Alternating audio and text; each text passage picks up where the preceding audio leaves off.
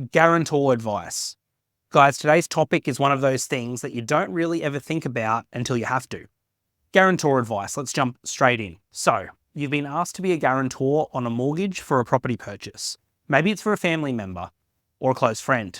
It's a big decision and it's important to understand what you're getting yourself into. What is a guarantor?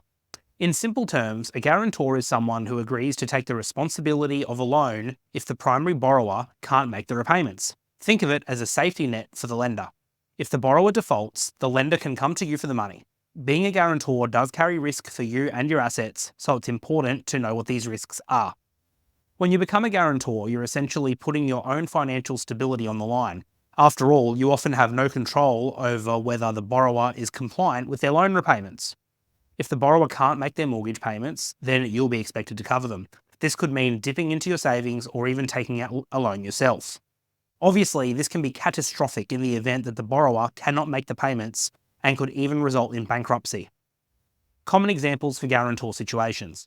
One common example is the classic: parents agreeing to be guarantor on a mortgage for their child's first property purchase. In the event their child cannot make the mortgage repayments, the parents guarantee they will come good and pay the debt. Similarly, a company, when obtaining a loan, will usually have to be guaranteed by its directors in their personal capacity. So, for example, let's say Empire Legal Pty Ltd was to buy a property and cannot make the repayments, then myself and my business partner Abby will be liable to pay the debt because we guaranteed it from our personal funds or asset pool. As a guarantor, will this affect my borrowing capacity? Almost certainly. The bank will want security that you can pay, which may involve taking a mortgage or a second mortgage over a property that you own. Even if everything goes smoothly, being a guarantor can affect your ability to borrow money in the future. Lenders will see you as having a potential liability, which could make them hesitant to give you a loan. Your credit score could take a hit if the borrower defaults and you can't cover the payments. This is why it's so important that guarantors get independent legal advice before signing these onerous documents. Legal advice.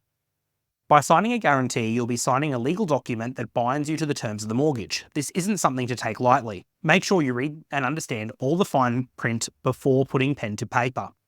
Due in part to the high liability attached, many lenders now make it mandatory as part of the loan that has a guarantee involvement for an independent solicitor's guarantor advice certificate to be obtained.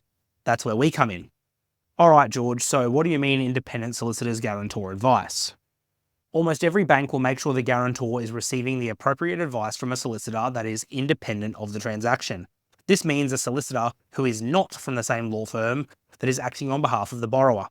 To obtain the independent solicitor's guarantor advice certificate, the guarantor would be required to attend a face-to-face meeting with that independent solicitor to run through the risks associated with being a guarantor and ensure they understand before they sign on the dotted line.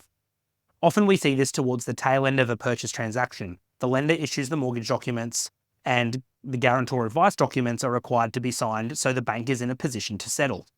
If we're acting for the purchaser themselves in the conveyance, then we have a conflict of interest and cannot give that legal advice to the guarantors.